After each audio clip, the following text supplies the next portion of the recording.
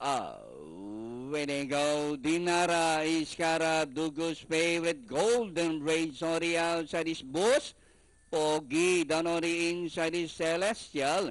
Not to Princess on the further outside is Spirit Kim.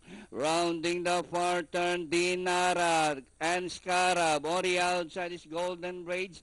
Boss Pogi racing on the outside for Dugu's favorite. The favorites running in fifth and Spirit Kim.